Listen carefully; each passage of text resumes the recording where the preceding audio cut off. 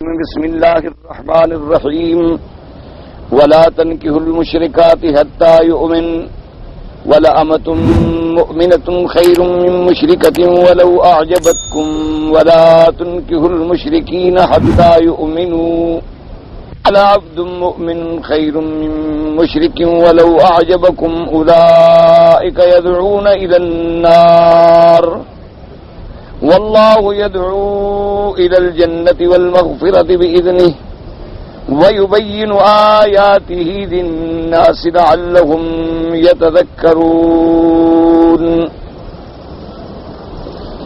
سورۃ البقرہ کی ان آیات مبارکہ میں مسئلہ بیان ہوا ہے مشرکات سے نکاح کے بارے میں۔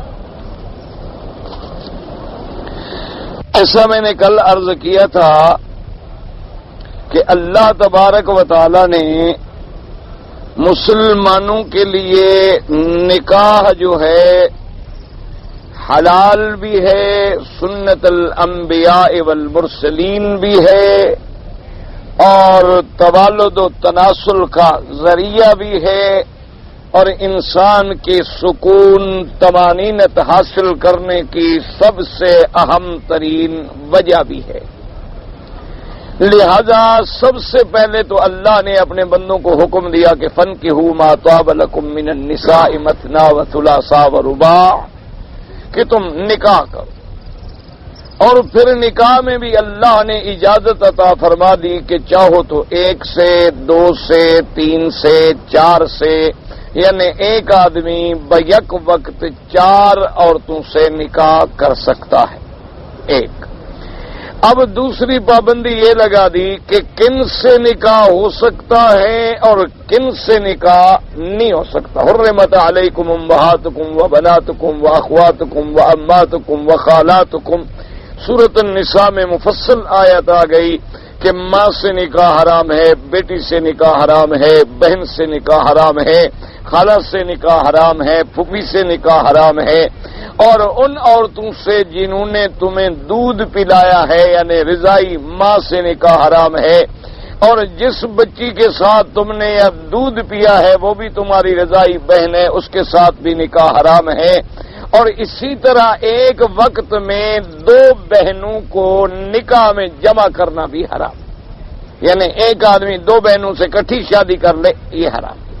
ہاں، ایک بہن سے شادی کر لی، اس کی موت ہو گئی یا طلاق ہو گئی، اس کے بعد اگر اس کی دوسری بہن سے شادی کرنا چاہے تو وہ جائز، جیسے کہ میرے آقا نے سرکار مدینہ صلی اللہ علیہ وسلم نے سیدنا عثمان رضی اللہ تعالی عنہ سے اپنی ایک بیٹی کی شادی فرمائی۔ وہ جب فوت ہو گئی تو حضور نے دوسری بیٹی بھی سیدنا عثمان کو عطا فرمائی، اسی لیے ان کا لقب بھی ذی النورین ہو گیا کہ اللہ کے نبی کے گھر سے 2 بیٹیاں، نور نبوت کے گھرانے کی 2 لڑکیاں جو ہیں وہ سیدنا عثمان کے گھر میں آئیں، اور حضور پاک نے یہ بھی ارشاد فرمایا کہ عثمان رضی اللہ عنہ میرا اتنا با حیا داماد ہے کہ اگر اللہ نے مجھے اور بھی بیٹیاں دی ہوتی تو میں عثمان کو دیتا رضی اللہ تعالی عنہ۔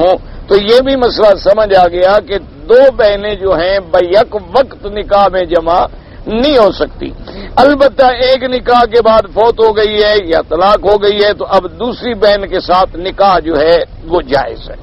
یہ 2 باتیں آپ ذہن میں رکھ لیں۔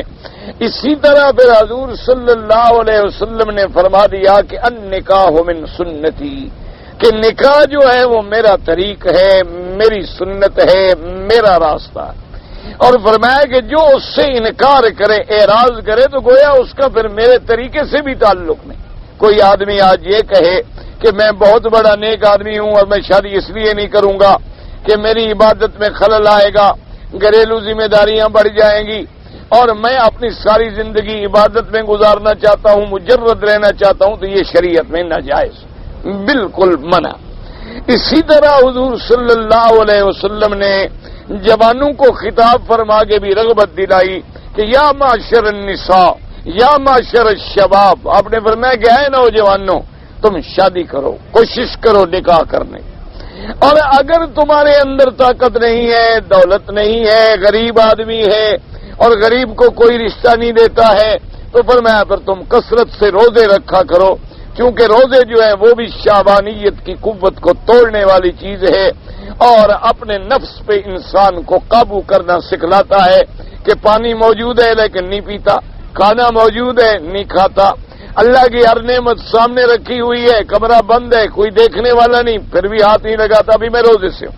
تو روزہ ایک سبق دیتا ہے رکنے کا، تو جب تم کثرت سے روزے رکھو گے تو شیطان کے حملے سے محفوظ رہو۔ اسلام نے ہمیں یہ بھی حکم دے دی۔ اسی طرح اسلام نے ہمیں یہ بھی سمجھا دیا، حضور نے فرمایا کہ جب کوئی نکاح کرتا ہے اما لدینہا اما لجمالہا اما لنسبہا او کما قال، کہ آدمی جب نکاح کرتا ہے تو دین یا اس عورت کا حسن و جمال یا اس عورت کا خاندان، کہ بھئی کسی بڑے خاندان میں میری شادی ہو جائے، لیکن آپ نے فرمایا فاختر ذات الدین، اگر اللہ تمہیں موقع دے تو دین والی لڑکی اختیار کرو، چاہے وہ دین والی لڑکی شکل صورت میں اتنی اچھی نہیں ہے لیکن اس کے مقابلے پہ ایک بڑی خوبصورت لڑکی ہے لیکن دیندار نہیں، تو تم دین والے کو ترجیح دو، اللہ تبارک و تعالی اسی دین کے اندر تمہیں برکت عطا فرمائیں۔ اسی طرح سے حضور صلی اللہ علیہ وسلم نے بھی ارشاد فرمایا اور قرآن مقدس میں بھی حکم ہے کہ اگر تم غریب ہو شادی کرو، ان یکونوا فقراء یغنیہم اللہ، اگر تم فقیر ہو تو اللہ تمہیں برکت دے دیں گے، بعض اوقات شادی کی وجہ سے بھی اللہ برکت دے دے، کیوں کیا پتہ ہمیں کس کے نصیب سے کھانا ملتا ہے۔ حضور صلی اللہ علیہ وسلم نے فرمایا ترزقون بضعفائکم، کہ تمہیں جو رزق مل رہا ہے یہ تو ضعیف، کمزور، مسکین، غریب لوگوں کے صدقے میں مل رہا ہے، کہ یہ مسکین جب روتے ہیں تو اللہ کی رحمتیں آ جاتی ہیں اور تمہیں بھی رزق مل جاتا ہے۔ یہ جو بیچارے معذور ہوتے ہیں، جانور ہیں، پرندے ہیں، ان کے لیے بھی اللہ ہوائیں چلاتے ہیں، بارشیں بھیجتے ہیں تو تم بھی فائدہ اٹھا لیتے ہو۔ تو اس لیے فرمایا کہ اگر کوئی غریب ہے یا فقیر ہے اس کو بھی نکاح کرنا چاہیے۔ اور اسی طرح اب ایک مسئلہ یہ رہا کہ انبیاء علیہم السلام کے کچھ خصائص ہوتے ہیں، مانا اللہ نے انہیں کچھ خصوصیتیں عطا فرمائی ہوتی ہیں جو کسی دوسرے انسان کو نصیب نہیں ہوتی۔ سب سے بڑی خصوصیت تو نبوت و رسالت ہے کہ اللہ کے انبیاء کا وحی کے ساتھ تعلق ہوتا ہے اور کسی دوسرے انسان کا تعلق نہیں ہوتا۔ اسی لیے حضور نے فرمایا، اللہ کے حکم سے قرآن میں آیا کہ قل انما انا بشر مثلکم یوحی الی، کہ میں بشر ہوں، میں جن سے بشر کی طرح ہوں، لیکن میری شان یہ ہے کہ مجھ پہ وحی آتی اور تم پہ وحی نہیں آتی۔ تو سب سے بڑی خصوصیت جو ہے انبیاء کی وہ نبوت و رسالت۔ اس کے بعد بھی انبیاء میں خصائص ہیں، جیسے حضور صلی اللہ علیہ وسلم کو اللہ تبارک و تعالی نے 4 سے بھی زیادہ نکاحوں کی اجازت دی۔ اب حضور صلی اللہ علیہ وسلم کے 11 نکاح ہوئے، لیکن آپ کے گھر میں بوقت وفات جو ہے 9 بیویاں حضور صلی اللہ علیہ وسلم کی موجود رہیں۔ تو یہ خصوصیت انبیاء ہے، یعنی اس سے کوئی حجت نہیں پکڑ سکتا کہ نعوذ باللہ نبی کی 9 بیویاں ہیں تو میں بھی 9 نکاح کر لوں، نہ اللہ نے قرآن میں نص قطعی پابندی لگا دی۔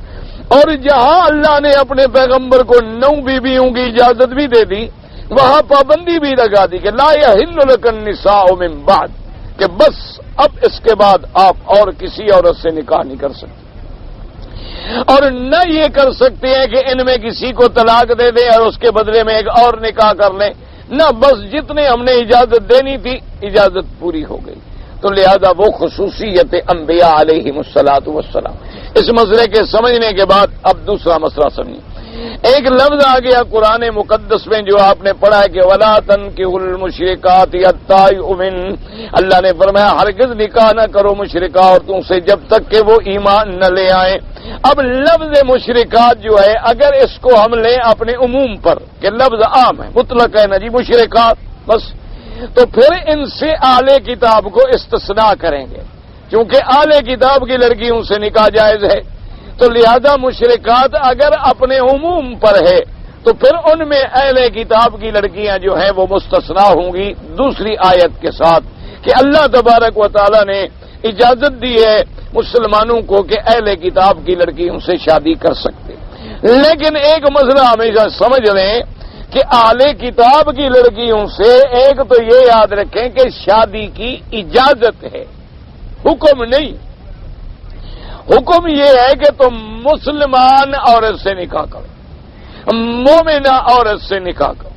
اور دوسری بات یہ بھی یاد رکھو، جیسے آج کل بعض لوگ یورپ سے شادی کر لیتے ہیں، یہ شادی نہیں ہوتی ہے، تو بالکل حرام ہے، یہ تو ناجائز ہے، کیونکہ آج کل تو وہاں نہ کوئی عیسائی ہے نہ کوئی یہودی ہے، وہ تو مذہب کو بھی بھول گئے، اپنے گرد کتاب پر ایمان ہے، نہ آخرت پر ایمان ہے، نہ ان کا اپنے نبی پر کوئی ایمان ہے۔ یہ تو ملحد لوگ ہیں، زندیق لوگ ہیں، ان کو تو اہل کتاب کا اطلاق بھی نہیں ہوتا۔ اسی طرح ان کی لڑکیوں سے شادی کرنا جو ہے وہ حرام ہے۔ اہل کتاب کا معنی یہ ہوتا ہے کہ کم از کم تورات پر تو اس کا ایمان ہو، اپنے نبی حضرت موسیٰ علیہ السلام پر اس کا ایمان ہو، آخرت پر اس کا ایمان ہو۔ ہمارے نبی پاک کو نہیں مانا، لیکن ان کو تو مانے۔ جو آدمی تورات بھی نہیں مانتا، انجیل بھی نہیں مانتا، موسیٰ علیہ السلام کو بھی نہیں مانتا، تو ان سے نکاح کرنے کی شریعت میں کوئی اجازت نہیں ہے۔ اور ان کی اجازت بھی کیوں دی گئی کہ بھئی ان کا آخرت پر ایمان ہے، اللہ کے ایک نبی پر ایمان ہے، اللہ کی اتاری ہوئی کتاب پر ایمان ہے، تو مانا معاملہ نرم ہے۔ باقی تھوڑی سی بات رہ گئی کہ ان کے دماغ میں ہم نے حضور پاک کی نبوت بٹھانی ہے، تو وہ آسان ہے بنسبت اس کے کہ جس کا آخرت پر بھی ایمان نہیں ہے، کسی نبی پر بھی ایمان نہیں ہے، اللہ کی کتابوں پر بھی ایمان نہیں ہے، اس کو دین سمجھانا جو ہے وہ بہت مشکل ہے۔ اس لیے اللہ تبارک و تعالی نے وہاں منع کر دی۔ اور اسی طرح یہ بھی عقیدہ یاد رکھو کہ ایک آدمی مثلا بظاہر مسلمان ہے، یعنی کہتا ہے میں مسلمان ہوں، لیکن وہ قبروں پہ سجدہ بھی کرتا ہے، حضور صلی اللہ علیہ وسلم کو عالم الغیب بھی سمجھتا ہے، اللہ کے نبی کو ہر جگہ حاضر ناظر بھی مانتا ہے، غیر اللہ کو نفع نقصان کا مالک بھی سمجھتا ہے، تو وہ بھی مشرک ہے، چاہے لاکھ وہ کہتا رہے کہ میں مسلمان ہوں۔ جیسے آج کوئی لاکھ کہتا رہے کہ میں عیسائی ہوں، لاکھ کہتا رہے کہ میں یہودی ہوں، لیکن اس کو انجیل کا پتہ ہی کوئی نہیں، اس کو تورات کا پتہ ہی کوئی نہیں، اس کو موسیٰ علیہ السلام کے احکام کا بھی پتہ کوئی نہیں، تو اس کو ہم عیسائی نہیں مانیں گے، یہودی نہیں مانیں گے، اہل کتاب نہیں مانیں گے۔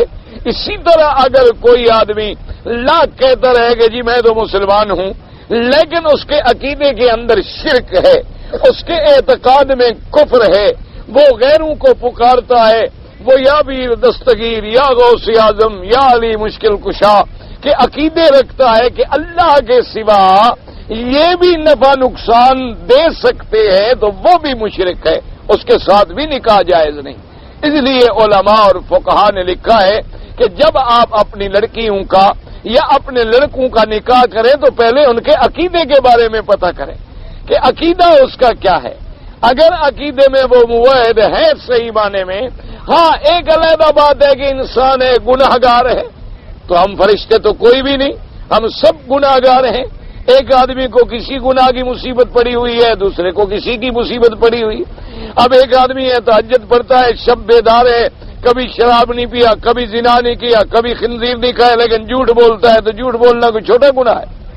ایک آدمی ہے وہ غیبت کرتا ہے، ایسے بیٹھے ہوئے شروع ہے کہ فلاں ایسا اور فلاں ایسا اور فلاں ایسا، اور میں نے سنا ہے فلاں ایسا اور میں نے سنا ہے فلاں ایسا، یہ بھی گناہ کبیرہ کا ارتکاب ہے، یہ کوئی زنا سے کم ہے، غیبت کے اندر مبتلا ہے۔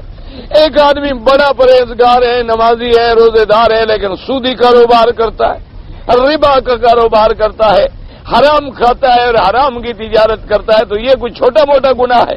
یعنی اتنا لکھا ہے کتابوں کے اندر کہ سود اتنا بڑا گناہ ہے کہ اس کا کم سے کم جو ادنا درجہ ہے وہ اپنی ماں سے 100 دفعہ زنا کے برابر ہے۔ تو جو آدمی اس میں مبتلا ہے وہ کون سا شریف آدمی ہے؟ وہ کون سا معزز آدمی ہے؟ وہ بھی تو اسلام کا سب سے بڑا دشمن ہے۔ لہذا ہمیشہ یاد رکھیں کہ صرف یہ معنی نہیں کہ میں کہتا ہوں جی میں مسلمان ہوں، کہہ دینے سے کیا ہو جاتا ہے؟ اچھا اگر تم کہہ دو میں تاجر ہوں تو تاجر بن جاؤ گے؟ آخر اپنی تجارت ثابت کرو گے. تم اگر کہہ دو جی کہ میں الیکٹریکل انجینئر ہوں تو اگلا کہے گا جی اپنی شہادہ لے آؤ, یہ بجلی خراب ہے ذرا ٹھیک کر کے مجھے بتاؤ کیسے ٹھیک ہوتی ہے. آپ کہتے ہیں جی میں گاڑی کا ڈرائیور ہوں, وہ کہے گا جی یہ چابی پکڑو ذرا گاڑی چلا کے مجھے دکھاؤ. تم نے چھوٹی گاڑی چلائی ہے, بڑی گاڑی چلائی ہے, ٹینکی چلائی ہے, امتحان لے گا. ایک آدمی کہہ دے میں مسلمان ہوں تو اس کا آپ امتحان نہیں لیں گے, آپ تحقیق نہیں کریں گے کہ تم کیسے مسلمان ہو, تمہارا عقیدہ توحید کے بارے میں کیا ہے, تم توحید الوہیت کے بارے میں کیا کہتے ہو, توحید ربوبیت کے بارے میں کیا کہتے ہو, توحید الاسماء والصفات کے بارے میں کیا جانتے ہو, تمہارا عقیدہ کیا ہے, تم علم غیب کے بارے میں کیا عقیدہ رکھتے ہو.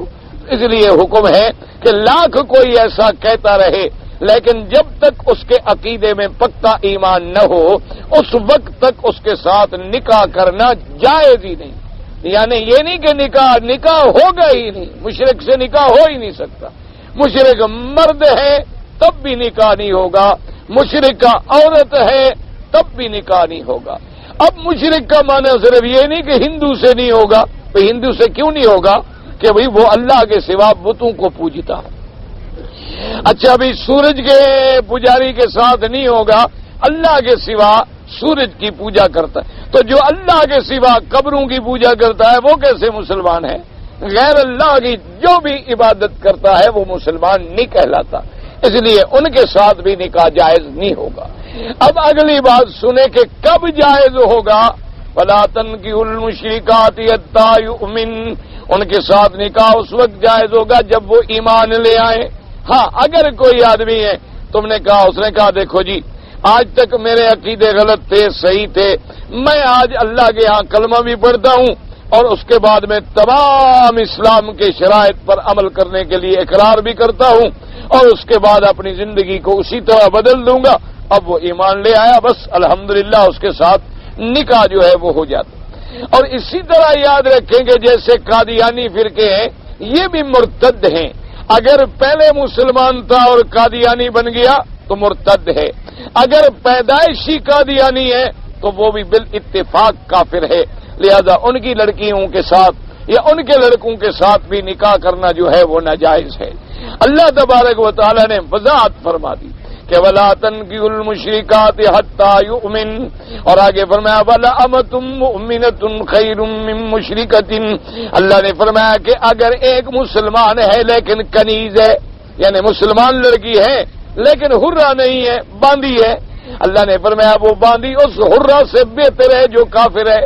اگر ایک عورت ہے مثلا, ایک ہے باندھی یعنی کنیز, لونڈی جسے آپ اردو میں کہتے ہیں, اس کے مقابلے پہ ایک بڑی خاندانی عورت ہے, حرہ ہے, لیکن یہ مشرکہ ہے, یہ مومنہ ہے. اللہ نے فرمایا یہ باندھی سے نکاح کر لو لیکن اس مشرکہ سے نکاح نہ کرو. اس لیے فرمایا وَلَأَمَةٌ مُؤْمِنَةٌ خَيْرٌ مِّن مُّشْرِكَةٍ وَلَوْ أَعْجَبَتْكُمْ, چاہے تمہیں کتنی پسند کیوں نہ آئے. تم سمجھتے ہو کہ وہ پیسے والی ہے, وہ جمال والی ہے, وہ حرہ ہے, وہ آزاد عورت ہے, اور یہ تو جی غلام ہے, کنیز ہے, جنگ میں مسلمانوں کو مال غنیمت میں ملی ہے. اللہ نے فرمایا نہ, ایمان والی کنیز جو ہے وہ اس عورت سے کروڑ درجے زیادہ بہتر ہے. تم عورت اس کنیز سے شادی کر لو لیکن اس سے شادی نہ. اسی طرح فرمایا وَلَا تُنْكِحُوا الْمُشْرِكَاتِ حَتَّىٰ يُؤْمِنُوا. اب اسی بات کو یعنی دونوں طریقے سے سمجھا دیا کہ نہ مشرک لڑکے سے شادی کرو نہ مشرک لڑکی سے نکاح کرو. وَلَا عَبْدٌ مُؤْمِنٌ خَيْرٌ مِّن مُّشْرِكٍ وَلَوْ أَعْجَبَكُمْ. اللہ نے فرمایا ایک طرف جو ہے بڑا خاندانی ہے لیکن مشرک ہے, دوسری طرف ایک عبد ہے, غلام ہے لیکن مومن ہے, اور تمہیں وہ مشرک پسند ہے, فرمایا نہ, اس کو چھوڑ دو, تم اس مومن عبد کے ساتھ رشتہ اختیار کرو کیونکہ ایمان والوں کے ساتھ ملتا ہے, اسلام والوں کے ساتھ ملتا ہے. ہر جنس جو ہے اپنی جنس کے ساتھ ملتی ہے. اور اس کے بعد اللہ نے فرمایا کہ ہم نے یہ کیوں منع کیا ہے کہ مشرکوں سے نکاح نہ کرو. اب بات کو سمجھیں کہ بھئی ہم نے تمہیں منع کیوں کیا ہے کہ بھئی مشرکہ عورت سے نکاح نہ کرو, مشرک مرد سے بھی نکاح نہ کرو, یہ منع کیوں؟ فرمایا اولئک یدعون الی النار. فرمایا وہ مشرک لوگ جو ہیں وہ تمہیں بلاتے ہیں جہنم کی طرف. کیا مانا, کیسے بلاتے ہیں؟ بھی جب نکاح کرو گے رشتہ داری بنے گی تو اب آنا جانا کھانا پینا اٹھنا بیٹھنا پھر ان کے ساتھ ہوگا. کیونکہ اب دیکھو نا جی کسی گھر میں بھی رشتہ ہو جائے آدمی کہتا ہے ٹھیک ہے جی کیا کریں رشتہ داری ہے. اب جناب میں سمجھتا ہوں کہ وہ آدمی تو بڑے خراب ہیں اور بڑے گندے ہیں جناب, نماز نہیں پڑھتے روزہ نہیں رکھتے بڑے بے دین ہیں, لیکن جی کیا کریں رشتہ داری ہے جانا تو پڑتا ہے. تو جب جاؤ گے ان کے قریب جاؤ گے ان کے طریقے اختیار کرو گے, نتیجہ کیا ہے جہنم. اور اللہ تبارک و تعالیٰ نے جو تمہیں منع فرمایا کیوں, واللہ یدعو الی الجنت والمغفرۃ باذنہ, اور اللہ تمہیں بلاتی ہے جنت کی طرف, اللہ تمہیں بلاتی ہے بخشش کی طرف. کہ مرد وہ ہوتا ہے کہ جو رات کو تہجد کے لیے خود بھی اٹھ رہا ہے اپنی بیوی کو بھی جگا رہا ہے, بھی نماز کا وقت ہو گیا نماز پڑھ لو تہجد پڑھ لو وضو کر لو فجر کی جماعت نصیب ہو جائے گی.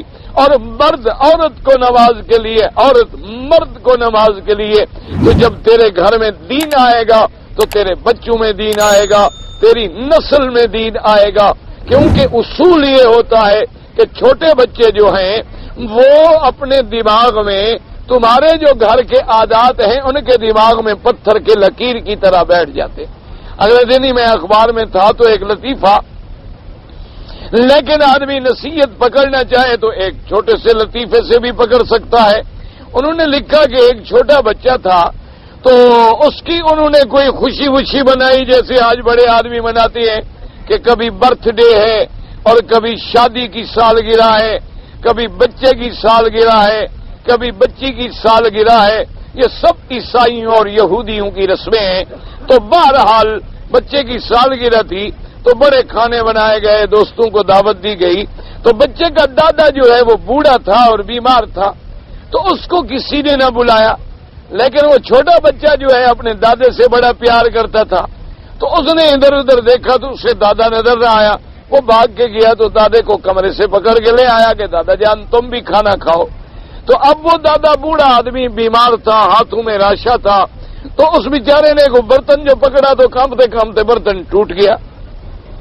اس کے بیٹے نے پابندی لگا دی اور اپنے بیٹے کو بھی ڈانٹا کہ دیکھو تم دادے کو لے آئے مجلس میں, ہمیں کتنا شرمندہ کیا کہ سب کے سامنے برتن ٹوٹ گیا, ایسے بڈھے کو لے آنے کی کیا ضرورت, تمہیں پتہ ہے کہ یہ ہے. بڑا ڈانٹ دیا اور اس کے بعد اس نے حکم دے دیا کہ بھئی آج کے بعد جو ہے میرے باپ کو مٹی کے برتنوں میں کھانا دیا جائے, کیونکہ ہمارے قیمتی برتن توڑ دیتا ہے. مٹی کے برتن بھی ٹوٹنے لگے تو اس نے بازار سے ایک لکڑی کا پیالہ منگوایا کہ بھی اس میں میرے باپ کو کھانا دے دیا کرو, روز یہ مٹی کے برتن بھی توڑ دیتا ہے. تو لکڑی کے پیالے میں اس کو کھانا دینے لگے. تو ایک دن وہ خود ڈیوٹی سے واپس آیا تو دیکھا کہ اس کا اپنا وہ چھوٹا بچہ جو ہے 4-5 سال کا وہ ایک لکڑی ہے اور اس کو چاقو کے ساتھ بیٹھا بیٹھا ایسے مار رہا ہے, کاٹ رہا ہے, مار رہا ہے, کاٹ رہا ہے. اس نے آگے اپنے بیٹے کو اٹھا لیا کہ بیٹا یہ کیا کر رہے ہو؟ اس نے کہا میں پیالہ بنا رہا ہوں, جب تم بوڑھے ہو جاؤ گے تو اسی میں تمہیں کھانا دوں گا. میں تمہارے لیے پیالہ بنا رہا تھا کہ تم نے جیسے میرے دادا کے لیے بڑا پیالہ بنایا ہے تو میں تمہارے لیے پیالہ تیار کر رہا ہوں. اس نے جا کے اندر توبہ کی اور اس کے بعد اپنے باپ سے معافی مانگی. اس نے کہا کہ مجھے جو سبق ملنا تھا وہ کہیں سے نصیحت نہ ملی, لیکن اپنے چھوٹے بچے سے مجھے نصیحت مل گئی کہ جو کچھ آج ہم اپنے والدین سے کریں گے کل اولادیں بھی نعوذ باللہ اللہ امتحان سے بچائے وہی ہمارے سامنے کریں گی. اب اگر ایک بیٹے کو ہم نے اپنے گھر میں یہ تربیت دی ہے کہ چھوٹے بچے ہیں, 2 سال کا بچہ ہے, 1 سال کا بچہ ہے, دودھ پینے والا بچہ ہے, حالت رضا میں ہے, لیکن وہ دیکھتا ہے کہ میرا باپ سینما دیکھتا ہے, میرا باپ ٹی وی دیکھتا ہے, میرا باپ VCR دیکھتا ہے, میرا باپ فلمیں دیکھتا ہے, تو جو کچھ آپ اس کو سکھا رہے ہیں یہی اس کے دماغ میں بیٹھے گا. اسی لیے آپ نے دیکھا ہوگا آج چھوٹے چھوٹے بچے ہیں, کوئی کھلونے کا پستول لے کے بھاگ رہا ہے, کوئی جناب ڈاکو بنا کھڑا ہے, کوئی چہرے پر ماسک چڑھا کے ڈرا رہا ہے, کوئی بلا بنا ہوا ہے, کوئی کتا بنا ہوا ہے. اور جب یہ بڑے ہوں گے یہی ڈاکو ہوں گے, یہی قاتل بنیں گے, یہی دہشت گرد بنیں گے، یہی مسلمانوں کی تباہی کا ذریعہ بنیں گے، کیونکہ یہ ساری تہذیب جو ہے ان کے دماغوں میں ہم ایک ایک قطرہ کر کے خود ان کے دماغوں میں بٹھا رہے ہیں، اور یہ قاعدہ ہوتا ہے کہ بچپن کے اندر جو بات دماغ میں بیٹھ جائے وہ ایسی مضبوط ہو جاتی ہے جیسے النقش علی الحجر، پتھر پہ کوئی نقش لکھ دو تو وہ نہیں مٹتا ہے۔ بڑھاپے کے اندر تو ایسا ہے کہ جیسے اب بوڑھے آدمی کو پڑھانا ہو وہ تو ایسے ہوتا ہے النقش علی الماء، کہ جیسے پانی کے اوپر کوئی چیز آپ لکھ دیں، 2 منٹ میں پانی آیا مل گئی، بوڑھے آدمی نے 2 منٹ میں سنا بھول گیا، لیکن چھوٹا بچہ جو ہے وہ اپنے دماغ میں محفوظ رکھتا ہے۔ اسی لیے علماء نے لکھا ہے کہ بچہ جب دودھ پینے والا ہوتا ہے، بچہ ابھی مہد میں ہوتا ہے، اسی سے وہ اپنی تربیت لینا جو ہے شروع کرتا ہے، اسی کے ساتھ اس کی تربیت کا آغاز ہو جاتا ہے۔ آپ تو سمجھتے ہیں کہ دودھ پینے والا بچہ ہے، میرے بچے کی عمر 1 سال ہے، ابھی وہ بول نہیں سکتا، ابھی وہ چل نہیں سکتا، ابھی وہ سمجھ نہیں سکتا، لیکن اس کے سامنے ماں باپ جو ننگے ہو کے جو کچھ بھی کر رہے ہیں اس کے دماغ کے کمپیوٹر میں فیڈ ہو رہا ہے، محفوظ ہو رہا ہے، جمع ہو رہا ہے، اور جو وہ بڑا ہوگا اس کے لاشعور کے اندر وہ ساری باتیں جو ہے محفوظ ہوں گی، اور پھر وہ وہی عمل دہرائے گا جو اس نے اپنے ماں باپ سے سیکھا تھا۔ یہی وجہ تھی۔ ہاں کبھی کبھی ایسا بھی ہو جاتا ہے کہ لاکھ تربیت دینے کے بعد بھی اولاد نہیں سلجھتی، یہ پھر تقدیر کے فیصلے ہیں۔ یہ استثناء ہوتے ہیں کہ حضرت نوح علیہ السلام اللہ کے نبی ہیں لیکن بیٹا کافر ہو گیا، حضرت خلیل اللہ ابراہیم خلیل اللہ اللہ کے پیغمبر ہیں اور باپ کافر ہے، ابو جہل ملعون کافر ہے لیکن حضرت اکرمہ رضی اللہ عنہ صحابی بن گئے۔ یہ تقدیر کے فیصلے ہیں، لیکن عام حالات جو ہیں وہ وہی ہوتے ہیں جیسے کہ حضور نے فرمایا کل مولود یولد علی الفطرہ، ہر بچہ جو ہے دین فطرت پہ پیدا ہوتا ہے، پھر اس کے باپ یہودی ہیں اس کو یہودی بنا ڈالتے ہیں، نصرانی ہیں اس کو نصرانی بنا ڈالتے ہیں، مجوسی ہیں اس کو مجوسی بنا ڈالتے ہیں، مومن ہیں اس کو مومن بنا ڈالتے ہیں، تو زیادہ اثرات جو ہیں وہ پھر اسی تربیت کے ہوتے ہیں۔ اسی طریقے سے آپ نے دیکھا ہے کہ جن ماؤں نے احتیاط کی، یعنی جن عورتوں نے احتیاط کی، بعض عورتیں ایسی بھی گزری ہیں کہ انہوں نے اپنے بیٹوں کو بغیر وضو کیے ہوئے کبھی دودھ بھی نہیں پلایا، تو پھر ان کے بچے امام بنے، ان کے بچے محدث بنے، ان کے بچے اللہ کے اولیاء بنے، ان کے بچے جو تھے مفسر قرآن بنے، ان کے بچے جو ہیں انہوں نے دنیا کے اندر ہدایت کے سورج بن کے چمکے۔ اور جن لوگوں نے یعنی آپ اندازہ فرمائیں کہ بچوں کو ڈانس کر کے دودھ پلایا ہے تو بیٹے بھی ماشاءاللہ پھر وہی ایکٹر ہی بنیں گے، اور وہ کیسے محدث بن سکیں؟ وہ بھی تو پھر اسی طرح کی نسلیں پیدا ہوں گی، کوئی کچھ بن جائے گا، کوئی کچھ بن جائے گا، کوئی گانے والا، کوئی بجانے والا، کوئی میراثی، کوئی بڑا آدمی ہو جائے تو وہ ایکٹر اور آرٹ کہلاتا ہے، اور چھوٹا غریب ہو تو میراثی کہلاتا ہے۔ فرق تو کوئی نہیں ہوتا دونوں میں، بات تو وہی ایک ہی ہے۔ اتنا فرق ہے کہ کسی کو رومال میں لپیٹ کے آپ تھپڑ مار دیں اور کسی کو بغیر رومال کے تھپڑ مار دیں، بات تو ایک ہوتی ہے، صرف نام بدلنے سے تو کام تو نہیں بدل جاتا ہے۔ اللہ تبارک و تعالیٰ نے اس لیے پابندی لگائی کہ اگر ماں مشرکہ ہوگی تو پھر بیٹا بھی مشرک بنے گا، اولاد بھی مشرک بنے گی، اگر باپ مشرک ہوگا تو وہ بھی پھر اولاد پہ اثر انداز ہوگا۔ اس لیے حکم فرما دیا، اللہ نے فرمایا کہ میرا تو کوئی فائدہ نہیں، اللہ الغنی وانتم الفقراء، اللہ تبارک و تعالیٰ غنی ہے، تم سب کے سب محتاج ہو۔ اللہ نے یہ حکم کیوں دیا ہے؟ تاکہ تم نصیحت پکڑو، تمہارا بھلا ہو، تمہارا فائدہ ہو، تمہارے اندر اچھے انسان پیدا ہوں، انسانیت کے جوہر پیدا ہوں، اور بڑے بڑے اچھے لوگ پیدا ہوں۔ کتابوں میں لکھتے ہیں کہ حضرت عبدالقادر، شیخ عبدالقادر جو گزرے ہیں رحمت اللہ علیہ، اللہ ان کی قبر پہ کروڑوں رحمتیں فرمائے، حضرت جیلانی جو مشہور ہیں جن کو لوگ پیران پیر کے نام سے یاد کرتے ہیں، تو وہ جب پڑھنے کے لیے جا رہے تھے تو ماں نے انہیں اس زمانے میں 100 اشرفی سونے کی ایک جو نیچے بچھانے کا تھیل گدا تھا اس کے اندر بند کر کے سلائی کر دی، کہا کہ بیٹا یہ تم اپنے پاس رکھو تاکہ سفر میں ہو، مدرسے میں ہو، کہیں ضرورت پڑ جائے تو ایک اشرفی نکال لی اور اس کو توڑوا کے پیسے خرچ کر لیے تو انہوں نے رکھ لی. اتفاق کی بات ہے کہ راستے میں جا رہے تھے تو کوئی ڈاکو ٹکر گئے. انہوں نے دیکھا کہ ایک خوبصورت بچہ ہے, ایک چھوٹی سی بستر ہے, ایک چھوٹی سی کتاب لیے ہوئے جا رہے ہیں. انہوں نے ساتھ ملا لیا, کھانا وانا کھلایا, ہاتھ ساتھ پھیرا اور پوچھا کہ کوئی پیسے شیسے ہیں. اس نے کہا 100 اشرفی ہے, 100 اشرفی ہے میرے پاس سونے کی. انہوں نے کہا عجیب بات ہے, یہ 8-10 سال کا چھوٹا سا بچہ ہے, 100 اشرفی سونے کی. اس زمانے میں سونے کی اشرفی کو مذاق نہیں ہوتی تھی. تو انہوں نے کہا کہ تم نے غلط. انہوں نے کہا نہیں, یہ دیکھو ابھی میرا یہ گدا کھول لو, اس میں سلی ہوئی محفوظ چھپا کے رکھی ہوئی ہے. ان نے کھولا تو 100 اشرفی نکل آئی. تو ان حیران ہو گئے کہ انہوں نے کہا کہ بچے تم کو نہیں اندازہ ہوا کہ ہم کون ہیں, یہ ہماری بندوقیں اور تیر کمان اور یہ, اور ہم تو ڈاکو لوگ ہیں. تم نے جھوٹ بول لیا, ہمیں تو پتہ ہی نہیں تھا, اور ہمارے تو دماغ میں یہ خیال ہی نہیں جا سکتا کہ تمہارے پاس 100 اشرفی. خدا کے ساتھ دھوکھا کیا ہوا ہے تو اللہ تبارک و تعالیٰ نے ان کی ہدایت کا ذریعہ بنا دیا. تو اس لیے وجہ کیا تھی کہ ابتدا سے تربیت تھی. بچے کی تربیت جو ہوتی ہے وہی اس کے لیے سبق کا ذریعہ بنتی ہے. یعنی اسی دفعہ عرفات میں ہم تھے, ایک بچہ اس کی عمر زیادہ سے زیادہ 7 سال ہوگی, تو اس کو تکلیف ہو گئی اور تکلیف کی وجہ سے گلے میں اور نزلہ اور زکام اور نکسیر وغیرہ آ گئی. تو میرے پاس اتفاق سے ڈبے میں ویکس کی کھانسی کی چوسنے کی ہوتی ہیں گولیاں ویکس. تو میں نے کہا بچہ ہے چھوٹا سا, اس کے لیے تو یہ ایک قسم کا حلاوہ بھی بن جائے گا اور تھوڑا تھوڑا چوسے گا تو اس کو کھانسی میں بھی آرام ملے گا. تو میں نے اس کو دیا, میں نے کہا کہ یہ چوس لو. تو اس نے میرے ہاتھ سے نہیں لی اور کہا نا محرم.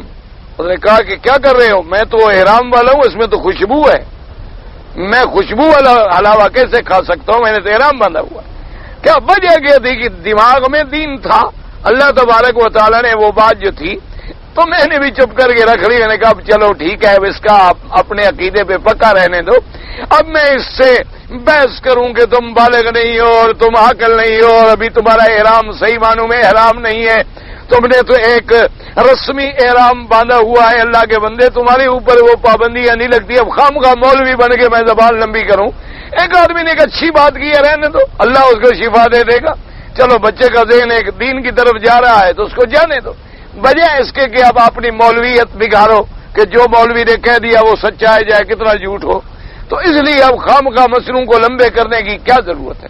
تو میرے کہنے کا مقصد یہ تھا, آپ نے دیکھا ہوگا کہ آپ بچے کو لے آئیں, روز حرم میں ساتھ لے آئیں, 20-25 دن کے بعد وہ چھوٹا بچہ جب تم نماز میں کھڑے ہوگے وہ بھی ساتھ کھڑا ہو جائے. تم رکوع میں جاؤ گے وہ بھی رکوع میں چلا جائے, اور تم فلم میں لے جاؤ تو واپس آگے تمہیں فلم کا پورا سین دکھائے گا. تمہاری مرضی ہے جدھر اپنے بچوں کو لے جاؤ. اللہ تبارک و تعالیٰ نے اس وجہ سے پابندی لگائی. لیکن یہاں ایک مسئلہ سمجھنے والا ہے جس پر آدمی کو غور و فکر کرنا چاہیے. وہ یہ ہے کہ اسلام نے قرآن میں حکم آیا کہ مشرکہ عورتوں سے نکاح نہ کرو, مشرک مردوں سے نکاح نہ کرو تاکہ وہ تمہیں مشرک نہ بنا دیں. لیکن اب یہ ہے کہ ایک سوال یہ پیدا ہوتا ہے کہ بھی تم نکاح کرو تاکہ تم ان کو موحد بنا دو. دیکھو نا جی, جہاں یہ ہے کہ ایک مشرک عورت تمہیں مشرک نہ بنا دے, تیرے گھر میں شرک نہ لے آئے, تو وہاں تم کیوں نہ ہمت کرو کہ مشرکہ سے نکاح کر لو اور اس کو مسلمان بناؤ, اس کو نماز پڑھاؤ, اس کو ہدایت کرو. تو یہ بھی تو فائدہ ہو سکتا تھا, تو پھر اللہ نے کیوں منع کر دیا؟ اہل کتاب کے لیے تو اجازت دے دی لیکن مشرکہ عورتوں کے لیے اجازت نہیں دی, اس وجہ سے کہ جب تک وہ ایمان نہ لے آئے تاکہ تیرے ایمان میں خلل نہ پڑے. تو وہاں جو ہے مستشرقین جو ہیں انہوں نے اعتراض کیا کہ اگر یہ خطرہ ہے تو یہ خطرہ تو لڑکی والوں کو بھی ہونا چاہیے کہ بھئی ہم اپنی لڑکی جو مسلمان کو دے رہے ہیں کہیں یہ مسلمان نہ ہو جائے. تو جب وہ خطرہ نہیں کر رہے تم کیوں ڈر رہے ہو؟ تم اس کو مسلمان کرو نکاح کرنے کے بعد. تو یہ پابندی اسلام نے کیوں لگائی ہے؟ اس لیے مستشرقین نے بہت بڑے اسلام پہ اعتراض کیے ہیں, وہاں انہوں نے یہ اعتراض بھی کیا ہے. تو یاد رکھیں اصول یہ ہوتا ہے اسلام کا بھی عقل کا بھی کہ ایک ہوتی ہے دفع مضرت اور ایک ہوتی ہے جلب منفعت. یاد رکھو کیا مانا؟ مثلا ہم نے دکان کیا، اس میں 1,00,000 ریال ڈال دیے. اب سب سے پہلے جو عقل مند تاجر ہے وہ نقصان سے بچنے کی کوشش کرے گا. وہ پہلے یہ کوشش کرے گا کہ جو میں نے 1,00,000 ڈالا ہے وہ تو آئے نا، تاکہ میرا جو اصل سرمایہ ہے وہ نہ ڈوبے، میں نقصان سے بچوں. پہلے نقصان سے بچانے کے بعد پھر نفع کی سوچے گا. تو نقصان سے بچنا پہلے ہوتا ہے، نفع سوچنا بعد میں ہوتا ہے. تو اس کو کہتی ہیں، نقصان سے بچنے کو کہتی ہیں دفع مضرت اور نفع کو کہتے ہیں جلب منفعت. اچھا، ایک نفع کی امید تو تھی کہ مشرکہ نکاح کے بعد مومن بن جائے، یہ نفع کی امید ہے نا. لیکن خطرہ یہ ہے کہ تم کہیں مشرک نہ بن جاؤ، تو خطرہ سے بچنا مقدم ہوتا ہے نفع کی امید کرنے سے. ہمیشہ یاد رکھیں کہ وہاں ایک امید تو ہو سکتی ہے کہ بھئی کل کو مشرکہ عورت ہمارے نکاح میں آنے کے بعد شاید مسلمان ہو جائے، شاید ٹھیک ہو جائے. اللہ اگر ہمیں اجازت دیتے تو ہم مشرکہ لڑکیوں سے نکاح کر کے انہیں مسلمان کر لیتے. تو یہ تو ایک امید ہے نا. اور خطرہ تو ظاہر موجود ہے کہ تم مومن کے گھر میں مشرکہ لے کے آ رہے ہو. تو سب سے پہلا حکم تو ہے کہ تم خطرے سے بچو، نفع تو بعد میں حاصل کرو گے. جیسے کہ بزرگوں کی مثال ہے کہ تریاک جو ہوتا ہے وہ آدمی یقین سے پی لیتا ہے، اور جس چیز میں زہر کا اندیشہ ہو، ذرا شک بھی ہو تو اس چیز کو نہیں پیتا ہے. کہتے ہیں یہ پانی، یہ خیال کر رہے ہیں جی پتہ نہیں مجھے شبہ ہے کہ اس میں کوئی چیز پڑی تھی. اچھا ٹھیک، اس کو رکھ دے گا. حالانکہ پتہ نہیں وہ ضروری بھی نہیں پڑی تھی کہ یا نہیں پڑی تھی، ایک شک ہے، ایک شبہ ہے.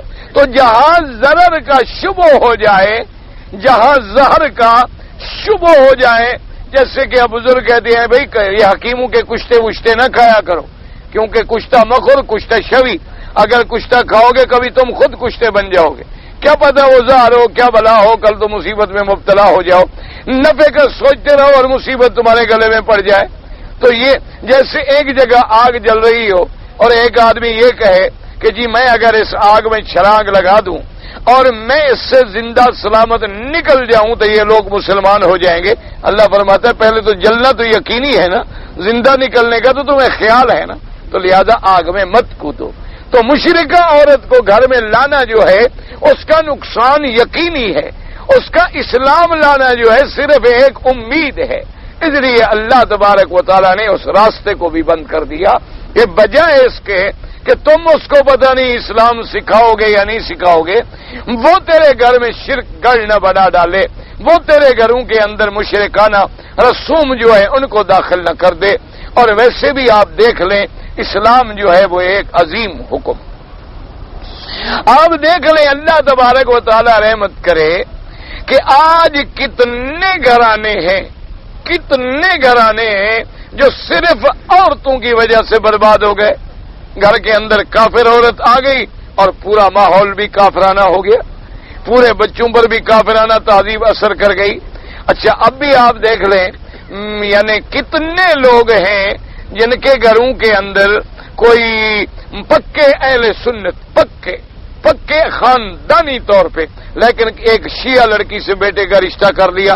وہ شیعہ عورت آنے کی وجہ سے گھر میں کچھ نہ بھی آئے نا تو 10 دن محرم کے سیاہ کپڑے آ جاتے ہیں. 10 دن محرم کے اور کچھ بھی نہ ہو تو حسین کے نام کی سبیل لگ ہی جاتی ہے. اور جی پاک حسین کے نام کی سبیل ہے، یہ تو خیریت ہے نا. اسی طرح پھر شیعت اندر دماغ میں داخل ہوتی چلی جائے، ایسا پھر ایک دن انجام یہ اور بی چلو ٹھیک ہے تم تعزیہ نہ نکالو، چلو تعزیہ دیکھنے تو چلو نا ہمارے ساتھ. 1 سال دیکھنے جائیں گے، اگلے سال کہیں گے حضرت حسین کا روضہ ہے. سبحان اللہ، گھر سے حسین کا روضہ جو نکلے گا تو برکتیں ہی برکتیں آ جائیں گی. تو اب ہر گھر میں پھر حضرت حسین کا روضہ آ گیا. اور یعنی اللہ تبارک و تعالی رحمت کرے کتنے گھرانے ہیں جن میں ایک شیعہ لڑکی آئی اور آنے والی نسل شیعہ بن گئی، حالانکہ ان کے خاندان میں پہلے کوئی شیعہ نہیں تھا. ان کے خاندان میں پہلے سب اہل سنت والجماعت کے لوگ تھے۔ اسی طریقے سے ہندوستان کے مسلمانوں کو دیکھ لیں، کئی ایسے نوجوان ہیں جنہوں نے ہندو لڑکیوں سے شادی کی، اب وہ اسلام کے ساتھ ان کا کوئی تعلق نہیں۔ اسی طرح دیکھ لیں کتنی لڑکیاں ہیں، اللہ معاف کرے، جو عائشہ سے اوشا بن گئی، جنہوں نے نام بدل ڈالے، اسلام ختم ہو گیا، اب ان میں اور ہندو لڑکی میں کوئی فرق نہیں، کیونکہ جب ان کی تہذیب ہے، ان کا تمدن ہے، اٹھنا بیٹھنا ہے، کھانا پینا ہے، وہ ہندوؤں کے ساتھ ہے، تو ان کے رسم رواج تمام تہذیبیں جو ہیں وہ ہندو والی آ جائیں گی۔ تو اس لیے اللہ تبارک و تعالی نے ہمارے لیے ایک پابندی لگائی ہے، اور یہ قاعدہ ہے کہ اللہ جس چیز سے منع فرماتے ہیں اس میں بندے کا فائدہ ہی فائدہ ہے۔ اللہ نے جو چیزیں حرام، اب دیکھیں نا جی، اللہ نے فرمایا خنزیر حرام ہے، اب خنزیر کھانے والی قوم جو ہے وہ تحقیق کر کے بتلا رہے ہیں کہ بھی خنزیر کا گوشت خطرناک ہے، کینسر پیدا ہوتا ہے، گردے موٹے ہو جاتے ہیں، آدمی بے حیا ہو جاتا ہے، آدمی بغیرت بن جاتا ہے۔ اب خنزیر کھانے والے خود کہہ رہے ہیں، اب وہ جناب خود بچنے کی کوشش کر رہے ہیں۔ اب آپ جائیں یورپ کے کسی ملک میں، آپ چلے جائیں، کوئی دنیا کا اخبار لے لیں، وہ جناب بڑے بڑے اشتہار بھی دیں گے آپ کو شراب بیچنے کے، لیکن ساتھ لکھیں گے کہ بھی اس کا پینا خطرناک ہے، تمباکو کا استعمال کرنا خطرناک ہے، سگریٹ کا استعمال کرنا خطرناک ہے، کینسر پیدا کرتا ہے، سینے کو جلا ڈالتا ہے، پھیپڑوں کو خراب کر دیتا ہے۔ اب وہ بھی انہی چیزوں پہ آ گئے، حالانکہ 1400 سال پہلے اسلام نے جب روکا تھا تو سگریٹ کا تو وجود ہی نہیں تھا، اس زمانے میں تو ابھی سگریٹ بنی ہی نہیں تھی، اس زمانے میں تو کوئی تمباکو وباکو ہوگا، ورنہ سگریٹ کا تو کوئی وجود ہی نہیں تھا۔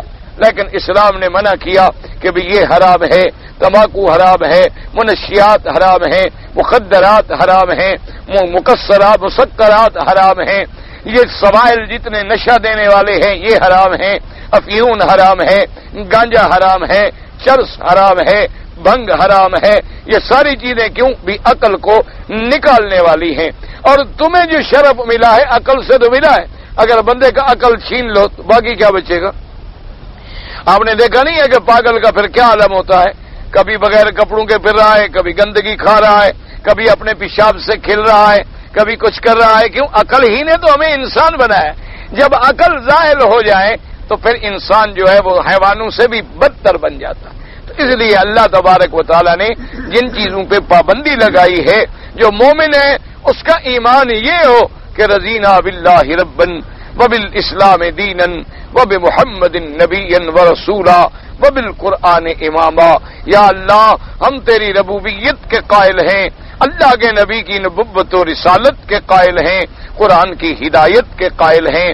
تو نے جو چیز حلال کی ہے اس کے اندر رحمت ہی رحمت ہے، اور جو چیز تو نے حرام کی ہے اس کے اندر نقصان ہی نقصان ہے۔ ایک دفعہ پرانی بات ہے، ایک بزرگ کے بارے میں لکھتے ہیں کہ وہ ایک گاڑی میں سفر کر رہے تھے، اور اسی گاڑی میں ایک انگریز بھی سفر کر رہا تھا، دونوں اتفاق سے ایک ڈبے میں آ گئے۔ یہ اللہ عالم، اب مجھے یاد نہیں کہ حضرت مدنی رحمت اللہ علیہ کا واقعہ ہے یا حضرت بخاری رحمت اللہ علیہ کا واقعہ ہے، اللہ عالم۔ بہرحال ان دو بزرگوں میں سے کسی بزرگ کا واقعہ ہے۔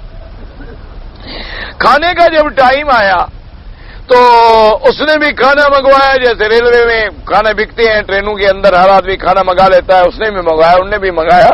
تو اب بزرگ نے تو بسم اللہ الرحمن الرحیم کر کے ہاتھ سے کھانا شروع کیا، اور انگریز جو ہے تو اس نے وہی اپنا چھری کانٹا اور یہ اور کانٹا لے کے ایک ایک چیز اٹھائی، اور اس کے بعد کہنے لگا اپنے بزرگ سے کہ بھائی دیکھو کیا ضرورت ہے، اب جب کانٹے بن گئے، اب چمچ بن گئے، چھریاں موجود ہیں، کانٹے، تو اپنے ہاتھوں کو خراب کرنے کی کیا ضرورت ہے؟ جب یہ چیزیں نہیں تھی تو ٹھیک ہے، آدمی مجبور تھا، انگلیوں سے کھا لیتا تھا۔ اب جب ہمارے یہاں ہر چیز موجود ہے تو خام خواہ اپنے ہاتھ خراب کرو، کھا لو، اور اس کے بعد جناب ہر چیز رکھ دی، وہ جا کے دھو ڈالیں گے، نہ ہمیں کوئی تکلیف ہوگی نہ پریشانی ہوگی۔ تو بہرحال ابھی یہ بات کہہ رہے تھے تو بزرگوں نے کہا کہ بھائی فائدے نفع اور نقصان کی بات جو ہے وہ تو تب پوچھی جاتی ہے جب کہنے والے پر اعتماد نہ ہو۔ اب دیکھو انہوں نے کہا کہ یہ ٹرین جو ہے ادھر کیوں جا رہی ہے، کہ بھی گارڈ نے اس کو ادھر کی جھنڈی دی ہے، ادھر نہیں جاتی۔ تو اگر یہ اس کے کہنے کی پابند ہے تو ہم بھی اپنے نبی کے کہنے کے پابند ہیں اور ان کے حکم پر ہمارا ایمان ہے۔ اتفاق ایسے ہوا کہ اس نے جو کانٹا منہ میں دیا نا تو گاڑی ٹھہری اور دھچکا لگا تو سیدھا کانٹا حضرت کے حلق میں چلا گیا اور جناب خون بہ رہا ہے۔ ہم نے کہا جی اچھا ابھی آپ کو کچھ سمجھ آ گیا سبق؟ انہوں نے کہا ہاں واقعی بھائی اس میں تو حکمت ہے، آپ کا پیغمبر واقعی بڑی اچھی بات کی اس نے کہ واقعی اس میں کوئی خطرے کی بات تو ہے کہ اسلام نے اس سے کیوں منع کیا ہے۔ بہرحال میں سمجھ گیا کہ آپ کی بات جو ہے وہ بڑی وزندار ہے، آدمی کو اچھا ہے کہ اپنی انگلیوں سے کھانا چاہیے۔ اچھا اور اسی طرح حکم دیکھو اسلام نے، آج کل تو خیر یہ عیب سمجھا جاتا ہے ورنہ سنت یہ ہے کہ برتن بچ جائے تو اس کو صاف کر لو۔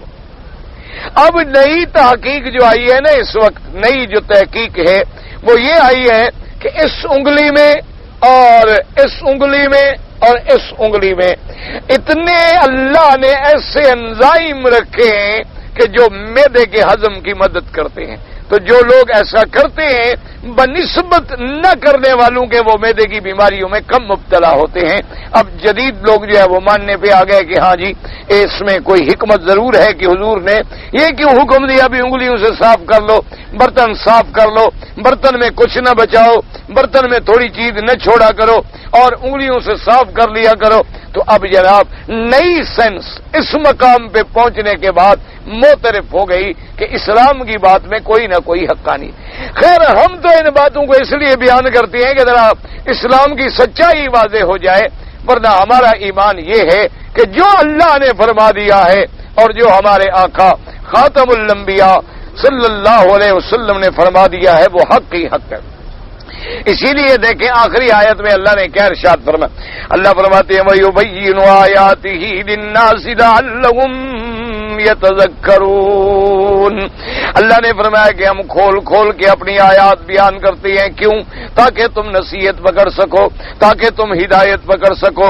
اللہ نے فرمایا میں نے قرآن میں جتنے اوامر دیے ہیں، میں نے جتنے نواہی دیے ہیں، میں نے کھول کھول کے وضاحت کر دی ہے تاکہ تمہیں نصیحت ملے اور تمہیں ہدایت ملے۔ یہ سب کچھ ہمارے بھلے کے لیے ہے، ہمارے فائدے کے لیے ہے، تمہارے فائدے کے لیے نہیں ہے۔ کل بھی کچھ سوال رہ گئے تھے ساتھیوں کے تو انشاءاللہ کہتے ہیں جی کہ رمضان المبارک میں مجھے الٹی آئی تھی۔ میں نے کل عرض کر دیا تھا کہ الٹی جو ہے ایک ہوتی ہے کہ معمولی سی الٹی آ گئی اس سے روزہ نہیں ٹوٹتا، ایک الٹی ہوتی ہے کہ بے ساختہ اور منہ بھر کے آئے، یعنی منہ بھر گیا، اس میں یہ خطرہ ہوتا ہے کہ جتنا تم نکال دو کچھ نہ کچھ پھر واپس بھی چلی جاتی۔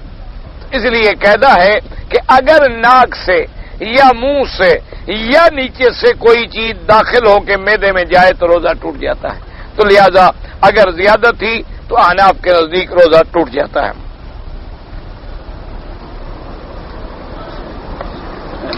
کہ ہمارے یہاں پاکستان میں کسی کی میت ہو جائے تو وہ لوگوں کو جمع کرتے ہیں اور دعا کرتے ہیں۔ سب سے سنت طریقہ جو ہے وہ جنازے پہ جمع کرو، جتنا مسلمان جنازے میں زیادہ ہوں گے اتنی دعا زیادہ ہوگی اور جتنی لوگ زیادہ ہوں گے اتنی بخشش کی امید ہوگی۔ باقی جنازے کے بعد دعا کرو یا میت کے بعد جیسے ہمارے لوگ وہ پرچے بچھا کے باہر بیٹھ جاتے ہیں، جو بھی آ رہا ہے پھر دعا کرو، ایک اور آ گیا تو پھر دعا کرو، اور ایک اور آ گیا تو پھر دعا کرو، اور ایک اور آ گیا پھر دعا کرو۔ وہ جن کا مر جاتا ہے وہ بھی تنگ ہوتے ہیں، کہتے ہیں خدا کرے اور کوئی نہ آئے، کتنے دفعہ ہم ہاتھ اٹھاتے رہے، وہ بھی پریشان۔ یہ کوئی دعا شعا نہیں ہوتی، یہ رسم ہوتی ہے، ورنہ صرف یہ ہوتا ہے عزم اللہ اجرکم، اللہ تمہیں زیادہ سے زیادہ ثواب دے اور صبر کی توفیق دے، اور وہ کہہ دے جزاک اللہ، بھئی آپ لوگوں نے میرے ساتھ ہمدردی کی ہے، اللہ آپ کو جزائے خیر عطا فرمائے۔ جو سنت طریقہ ہے وہ اتنی ہے، باقی اس کی اولاد ہے وہ دعائیں مانگے، رشتہ دار ہیں۔ سب سے اچھا بیٹا وہ ہوتا ہے جو ہر دعا میں اپنے والدین کے لیے دعا مانگے، ہر نماز میں، ہر دعا میں، صبح شام۔ سب سے اچھی اولاد جو ہے وہ ہوتی ہے جو ہر دعا کے اندر اپنے والدین کے لیے دعا مانگے۔ حتیٰ کہ ایک حدیث میں آتا ہے کہ بعض اوقات ایسا بھی ہوگا کہ ایک مومن کے جنت میں درجے بڑے تھوڑے ہوں گے، مثلا اس کو نمبر ملنے تھے 10، نمبر مل گئے 20، تو وہ کہے گا اللہ میاں یہ مجھے زیادہ مل گئے۔ وہ کہیں گے یہ تمہیں اس لیے ملے کہ تیرا بیٹا تیرے لیے دعائیں کر رہا، تیری اولاد تیرے لیے دعائیں کر رہی ہے، ان کی دعاؤں کی وجہ سے ہم نے تیرا درجہ اونچا کر دیا۔ کہتے ہیں جی ہمارے پاکستان میں ایک رواج یہ بھی ہے کہ میت کو دفن کرنے کے بعد اس کے سرانے پہ ایک آدمی سورت فاتحہ اور ایک آدمی 35 سے سورت بقرہ کی آخری آیات پڑھتے ہیں. بہرحال اس کے بارے میں اختلاف ہے. بعض ائمہ اس کو بھی منع فرماتے ہیں. وہ کہتے ہیں کہ مطلقاً قبر پہ کھڑے ہو کے دعا کرو. قبر پہ کھڑے ہو کے دعا کرنا جو ہے سنت ہے. حضور نے فرمایا قبر پہ جب دفن کر لو اب اپنے بھائی کے لیے دعا کرو کہ اللہ اس کو سوال میں ثابت قدم رکھے. کیونکہ جب سوال ہوگا من ربک ما دینک ما تقول فی حق ھذا الرجل، لیکن بعض علماء اس کے ان 2 آیات کے پڑھنے کی اجازت دیتے ہیں کہ اس کے پڑھنے سے اللہ تبارک و تعالیٰ اس کو عذاب سے بچائیں گے.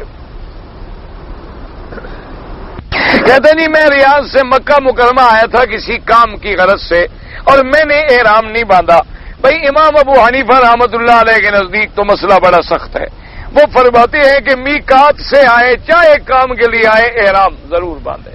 احرام کے بغیر نہ آئے گا تو عمرہ بھی قضا کرے اور دم بھی ادا کرے. اور باقی ائمہ یہ فرماتے ہیں کہ اس کی نیت کام کی تھی عمرے کی تھی نہیں. یعنی اس کی نیت یہ نہیں تھی عبادت کی.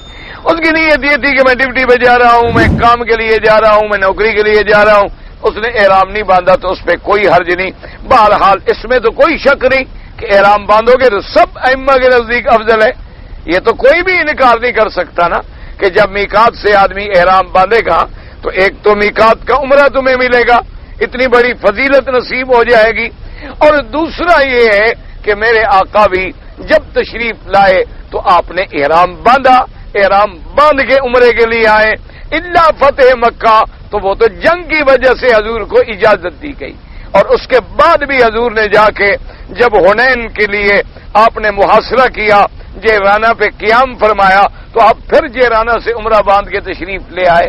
تو اس لیے بہرحال عمرہ باندھے تو سب سے اچھا ہے. ورنہ امام ابو حنیفہ رحمۃ اللہ علیہ کے نزدیک عمرہ بھی کرے اور دم بھی ادا کرے. اور باقی ائمہ کے نزدیک کوئی دم شب نہیں جب تک کہ عمرے کی نیت نہ ہو. جی میں نے حج کے آخر مہینے میں یعنی ذی الحجہ کے آخر میں نے طواف زیارت کیا ہے. تو بہرحال طواف زیارت تو الحمدللہ ہو گیا، ٹھیک ہو گیا، تمہارا حج بھی صحیح ہو گیا. لیکن ایک دم تمہیں دینی ہوگی کہ تم نے تاخیر کر دی ہے.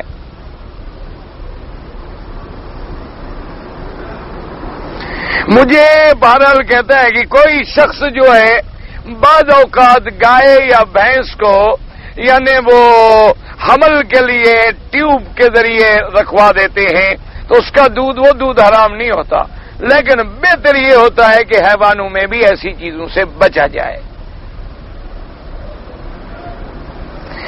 بعض کہتے ہیں کہ جی جو لوگ جو ہیں وہ ٹیکا لگاتے ہیں دودھ نکالنے کے لیے کہ دودھ زیادہ آئے تو کوئی حرج نہیں. لیکن ایک بات یاد رکھیں کہ بعض لوگ بھینس کو یا گائے کو بیچنے کے لیے کہ بیچنا ہے. اب اس نے کہا بھی کتنا دودھ دیتی ہے؟ انہوں نے کہا دودھ جناب یہ تو 20 سیر دودھ دیتی ہے. ٹیکا لگا لیا، اس کا سارا بدن نچڑ گیا، 20 سیر دودھ تو آ گیا. اب بیچ دی اور بعد میں گھر گیا تو ماشاءاللہ تو 1 سیر بھی نہیں دیتی. تو یہ حرام ہے، یہ دھوکہ ہے، یہ ناجائز.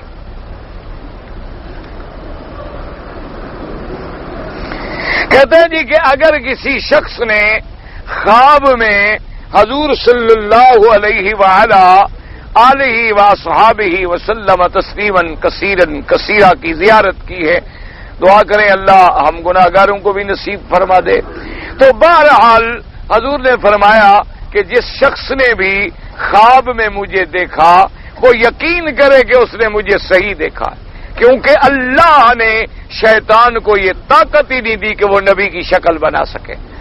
لیکن علماء نے لکھا ہے شرط یہ ہے کہ جو اس نے خواب دیکھا ہے کیا وہ خواب حضور کے حلیہ جو حدیثوں میں موجود ہے اس کے مطابق ہے تو پھر وہ خواب سچا ہے. اگر نہیں تو پھر اس خواب کی تعویل کرنی ہوگی. ایک کران والا 4 عمرہ کر لیا. کران میں 4 عمرہ تو ہم نے کبھی نہیں سنا. اچھا 12 4 عمرے میں صفا مروہ بھی نہیں کیا اور سر بھی نہیں مڑا. ماشاءاللہ دیکھو جی عمرے 4 کیا، 4 میں حضرت نے مسئلہ نہیں پوچھا، صفا مروہ بھی نہیں کیا، 4 میں سر بھی نہیں مڑا، تو عمرہ کس بات کا کرتا رہا.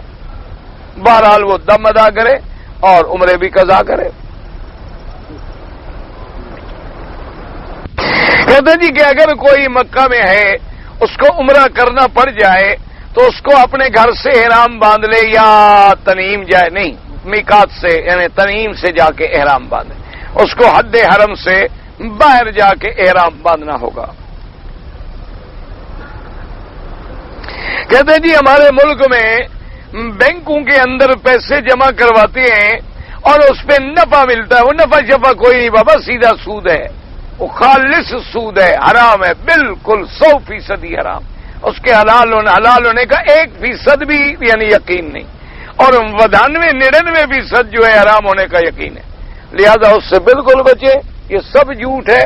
کوئی بھی, ہاں کچھ بینک ابھی ایسے ہیں, چند ایک آپ کے ملک میں خدا جانے ہیں یا نہیں ہے, بہرحال یہاں بھی ہیں اور چند ایک ملکوں میں بھی ہیں جو خالص اسلامی طرز پہ تجارت کرتے ہیں, مزاربت, مرابحت, مشارکت کے اصولوں سے.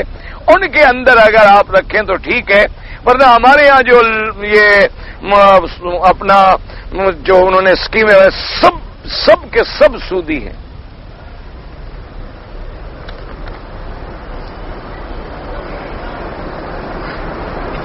حضور نے ام مکتوم صحابی کو کہا کہ میرا وسیلہ پکڑو, ضعیف حدیث ہے, عقیدے میں حجت نہیں ہوتی.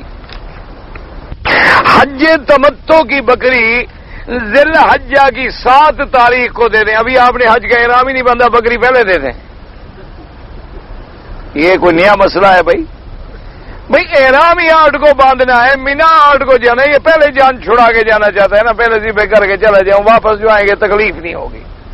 اللہ کے بندے, ابھی تو آپ نے احرام حج کا باندھا ہی نہیں.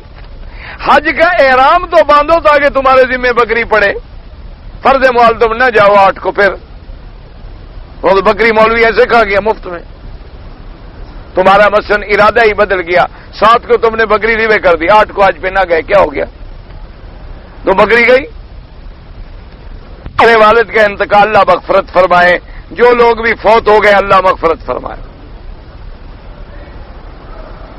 کہتے ہیں جی کہ میں جماعت میں ہوں اور مجھے انہوں نے کہا ہے کہ پہلے تم جماعت میں جا کے پھر گھر جانا, تو جو ان کے اصول ہوں اس کے مطابق چلو, کوئی ایسی بات نہیں, کوئی ایسی بات نہیں. جب اتنی دن تم نے اللہ کے دین کے لیے محنت کی ہے, کام کیا ہے, تو یہ ہر کسی کا ایک طریقہ ہوتا ہے اس کے مطابق, تاکہ بہتر یہی ہے کہ جب آدمی کسی کو امیر بنا لے تو پھر اس کے حکم پہ چلے. تو جب تم باہر نکلے تو تم نے بھی تو کسی کو امیر بنایا کہ نہیں بنایا؟ تو جب امیر ہے تو حضور نے فرمایا اپنے امیر کی اطاعت کرو.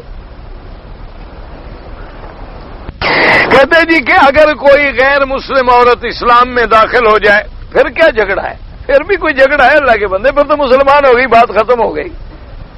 جھگڑا تب ہے جب وہ مشرکہ ہو, اسلام لے آئے, الحمدللہ اللہ نصیب کرے سب کو اسلام نصیب, پھر کیا اعتراض ہے کسی کو؟ سفر کی حالت میں وتر نماز پڑھنی چاہیے چونکہ احناف کے نزدیک واجب ہیں اور واجب نہیں چھوڑا جاتا. باقی سنتیں پڑھنا معاف ہو جاتا ہے سفر میں بھی. ایک آدمی عمرے پر حج سے پہلے آیا, بغیر احرام باندھے ہوئے مکے میں آ گیا, تو جب میں یہاں پہنچا تو مجھے لوگوں نے کہا کہ تم نے تو احرام باندھنا تھا. پھر میں نے جا کے مسجد سے احرام باندھا.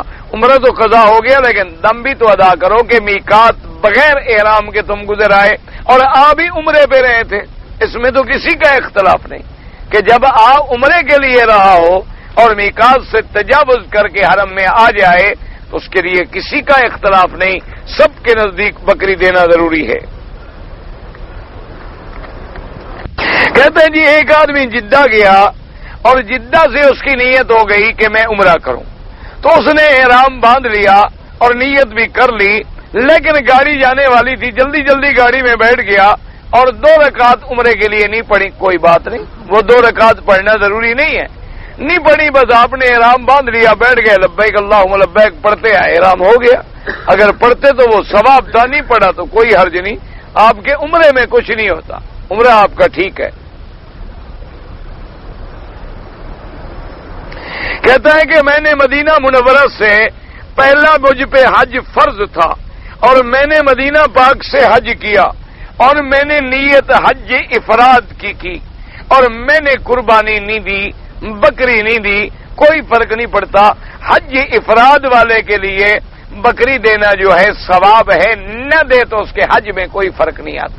تمتع والے کے لیے ضروری، قران والے کے لیے ضروری، افراد والے کے لیے ضروری نہیں ہوتی. واللہ تعالی اعلم و علمہ. روزے کے لیے میں زکات کروں تو جی میں بیمار ہوں نا، ہاں شروع کا روزہ کوئی ضروری نہیں زکات کا، ضروری تو ہے نہیں نا. تو نفل ہے، من شاء فلیصم من شاء، جو چاہے رکھے جو چاہے نہ رکھے. کہتے ہیں کسی شخص نے حج کیا اور جو قربانی اس کو یہاں دینی تھی وہ اپنے ملک میں دینا. بھائی حج کی بکری تو حرم میں ہوگی. فلیبلغ الحدی محلہ، قربانی جو حج کی، حج تمتع کی ایک ہے وہ قربانی جو ہر سال ہم اپنے ملک میں کرتے ہیں، وہ اگر یہاں سے اپنے ملک میں کرا دے وہ تو جائز ہے. اضحیہ جو ہے، جو حج تمتع کی بکری ہے یا قران ہو تو اس کے بغیر حج ہی نہیں ہو تو یہاں دینی ہوگی. اللہم صلی علی سیدنا محمد.